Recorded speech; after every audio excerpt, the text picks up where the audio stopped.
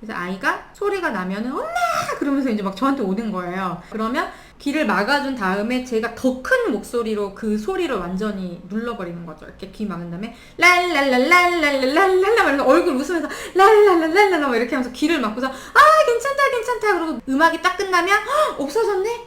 우와 오늘도 엄마랑 같이 들은 거야? 하이파이브. 뭐였어요? 성취감 주기.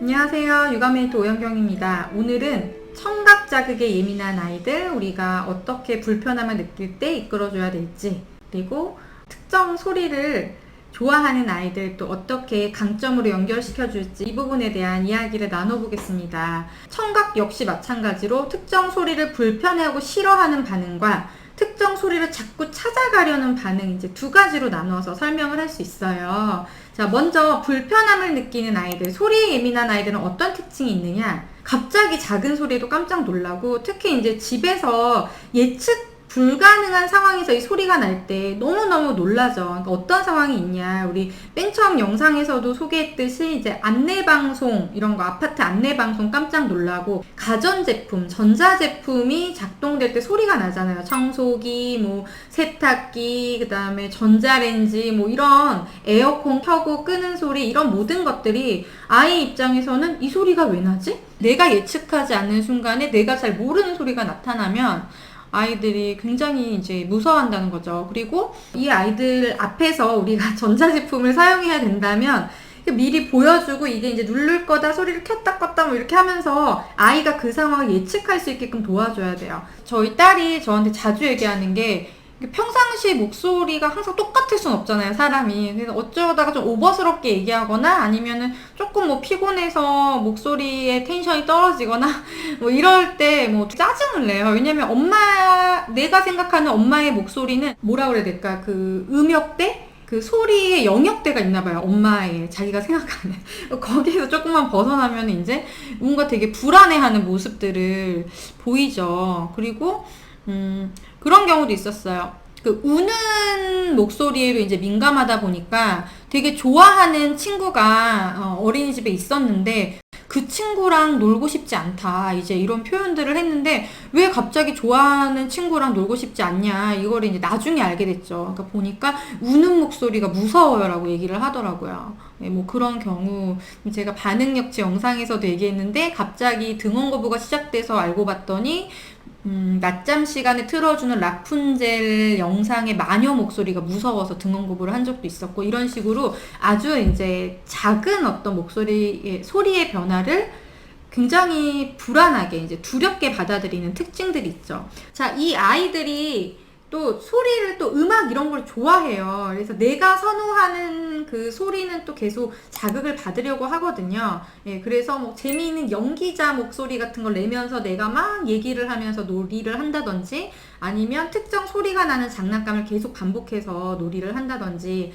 우리 애 같은 경우는 이제 노래를 굉장히 좋아합니다. 그래서 노래를 하고 녹음을 해서 자기가 듣고, 이런 게 또 하나의 놀이예요. 반복되는 놀이예요. 그래서 특정 악기 소리도 잘 듣고, 그런 변화도 잘 관찰해내기 때문에 이런 거에 강점을 많이 가지고 있죠. 자, 그러면 이제 불편한 자극을 아이가 느낄 때 우리가 이제 어떻게 도와줘야 되나? 자, 기억나시죠? 첫 번째는 뭐다? 안내 방송을 해주는 겁니다. 이 소리가 왜 나는 건지, 주차장에 들어갈 때 뭐 땡땡땡땡땡 윙윙윙 이 소리가 나서 아이가 불편해 한다면 어떻게 알려주면 될까요? 소리가 안 나면 우리 차가 내려가는지를 몰라.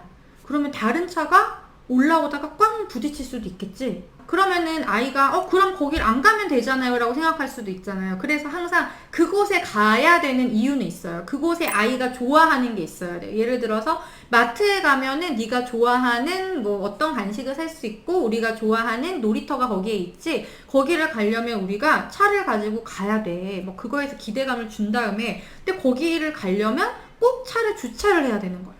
근데 주차를 할 때 다른 차랑 꽝 부딪히면 우리가 재미있게 놀이를 할 수 있을까? 없겠지. 이런 이야기들을 해주면서 내가 반드시 거기에 가야 하는 이유가 일단 있어야 되고, 왜 그 소리가 나는지, 그 소리가 없을 때 어떤 문제가 생기는지도 아이한테 얘기해 줄 수 있어야 돼요. 앞선 영상에서도 마찬가지로 연령이 어린 아이들은 이제 우리가 의성어, 의태어로 표현을 하거나 짧게 전달하면 된다고 말씀을 드렸는데요. 그러면 이 상황도 마찬가지예요. 뽀로로 만나러 갈까? 뽀로로 파크 가면 뽀로로도 있고 크롱도 있고 루피도 있지. 만나고 싶은 사람.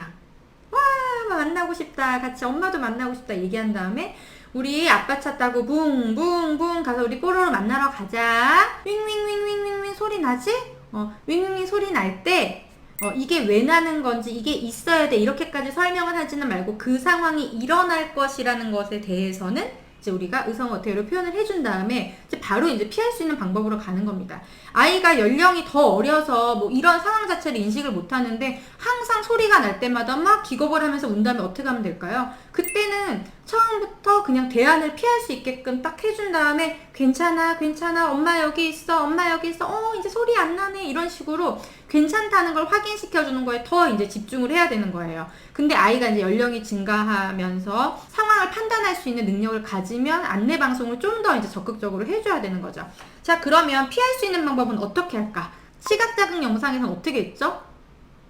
아이의 시야를 완전히 엄마가 가려준다가 첫 번째였어요. 그럼 마찬가지로 우리 아이가 청각에 예민하잖아요. 이럴 때는 귀를 막아주는 거예요. 귀를 막는다고 해서 완전히 그 소리를 차단할 수는 당연히 없죠. 하지만 그렇게 하면서 우리 부모님이 괜찮아, 이 소리는 계속 나지 않아 이렇게 얘기해주는, 확신을 가지고 얘기해주는 말들이 함께 주어진다면 아이의 불안함이 낮아져요. 그래서 저도 이제 썼던 방법이 기계음, 엠넷에서 막 찌릿찌릿찌릿 하는 그런 기계음이 나올 때 그 TV를 완전히 끄지 않고 아이한테 소리가 나면 엄마한테 와 이러면 엄마가 그 소리가 안 나게 해줄 거야 라고 약속을 먼저 했어요. 한 4살 때쯤이었던 것 같아요.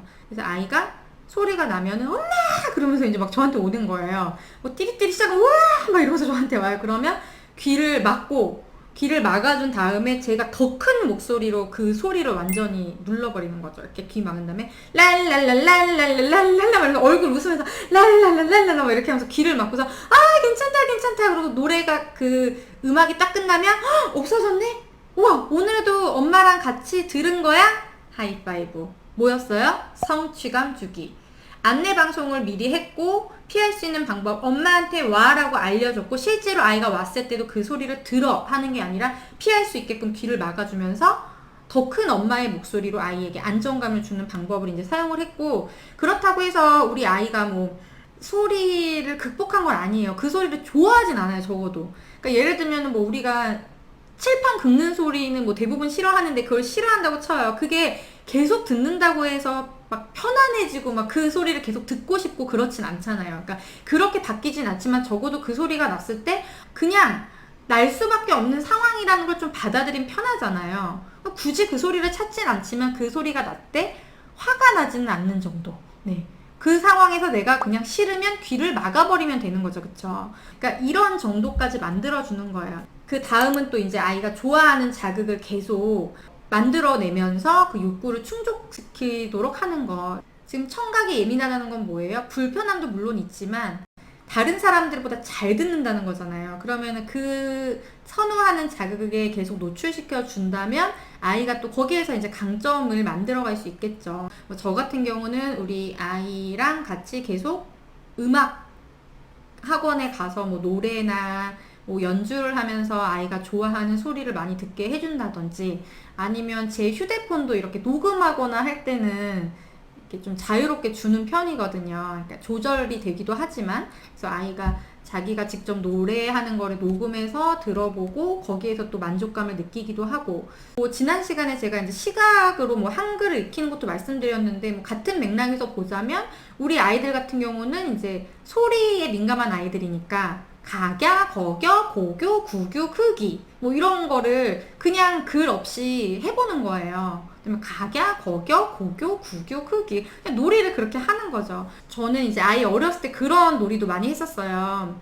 어린이집을 가요, 바나나를 사요, 아이스크림을 먹어요 이런 거를 그냥 이제 재미있게 아이랑 있을 때 뭐 리듬말처럼 해주다가 어느 순간에는 제가 아이스크림을 그럼 아이가 먹어요 막 이렇게 하면서 이제 소통하면서 뭐 그런 놀이도 했었고, 이렇게 소리에 민감하지 않고 별로 관심이 없는 아이인데 자꾸 막 노래로 접근을 하고 하면은 또 아이가 집중도가 떨어지겠죠. 그래서 그런 걸 하면서 뭐 학습적인 것도 있지만 부모님이랑 소통하는 거잖아요. 즐겁게 내가 좋아하는 걸 부모님이 해준다는 거는 그거 자체가 그냥 애정성을 높이는 또 하나의 요소가 되기도 하는 겁니다.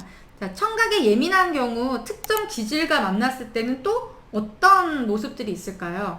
특히 이제 회피적 성향이 높은 아이들은 똑같은 화장실인데 처음 보는 화장실이면 더 긴장을 하게 되고, 계속 내가 경험했던 그 두려운 경험들을 다른 새로운 환경에다 자꾸 이거를 적용시키면서 더 새로운 곳을 거부하게 되는 거죠. 그러니까 예를 들어서 뭐 우리 집 화장실 변기 내리는 소리를 무서워했다가 이거를 극복했더라도 어린이집 화장실은 또다시 해야 되는 거예요. 또 그다음에 외출했을 때 새로운 뭐 내가 어디 숙소에 갔는데 거기 화장실은 또 도전해야 되는 거고, 이런 좀 특성들이 있죠. 그래서 부모님들이 새로운 곳에 갔을 때 좀 긴장도가 높고 낯설어하는 아이들 같은 경우에는 다양한 환경에서 반복적으로 좀 노출시키면서 아이가 극복할 수 있도록, 아니 집에서 이제 너 변기물 소리 안 무서워하잖아 이렇게 하는 것이 아니라 우리 아이한테는 환경이 바뀌었으니까 또 다른 도전이 되는구나 라는 걸 인정하고 받아들이고, 이제 거기서도 또 다시 안내방송, 그 다음에 피할 수 있는 거 알려주고 성취감을 주고, 이때는 성취감을 줄 때 집에 있는 변기만 안 무서워할 줄 알았는데 어떻게 우리 어린이집에서도 소리를 안 무서워하네, 이제는 다른 데 가도 괜찮겠다, 이렇게 얘기하면서 이제 성취감을 주는 방법이 있겠죠. 그 주의 전환이 잘 안 되는 아이들 있잖아요. 이제 그 아이들도 좋아하는 자극을 통해서 전환시키면 조금 더 효과가 좋겠죠. 예를 들어서 아이가 뭐 어떤 자동차 놀이를 하고 있다. 근데 자동차 놀이를 하고 있는데 엄마가 씻으러 데려가야 돼요. 그랬을 때 그냥 설명만 하는 것보다는 이제 아이를 재밌게 하면서 전환을 시켜주는 게 훈육의 기본이죠. 이제 긍정 훈육. 이제 이게 안 통했을 때 우리가 엄격하고 단호하게 가는 건데요. 그 즐거움을 줄 때 아이가 좋아하는 자극을 이용해 보는 거예요. 내가 여기 자동차 놀이에 몰입하고 있는데 막 소리를 내면서 막 부릉부릉 막 소리 나고 막 얘가 막 삐뽀삐뽀 하면서 막 나를 재밌게 해주고 있는데, 그거를 멈추기 위해서는 이제 더 재밌는 어떤 자극이 있어야 되잖아요. 그때 그거를 아이가 좋아하는 노래로 또는 엄마가 그 소리가 나는 것들을 표현해 주거나 비슷하게 하면서 전환을 시킬 수도 있겠죠. 아이가 뭔가 특히 좋아하는 것에 몰입하고 있을 때 그걸 전환하기 위해서는 더 매력적인 즐거운 자극이 주어져야 된다. 그 힌트는 우리 아이가 좋아하고 선호하는 감각에서 찾아보자. 오늘 그 말씀까지 드리고 싶습니다. 오늘 청각 자극에 대한 이야기를 해봤는데요. 다음 시간에는 냄새와 맛에 민감한 아이들을 같이 한번 알아볼게요. 냄새, 후각과 미각에 예민한 아이들은 어떤 특징을 보이고 어떻게 이끌어줘야 하는지 한번 알아보겠습니다. 오늘의 내용도 도움이 되셨다면 좋아요 그리고 구독 버튼도 눌러주시고요. 저는 또 좋은 내용 준비해서 다시 찾아오겠습니다. 감사합니다.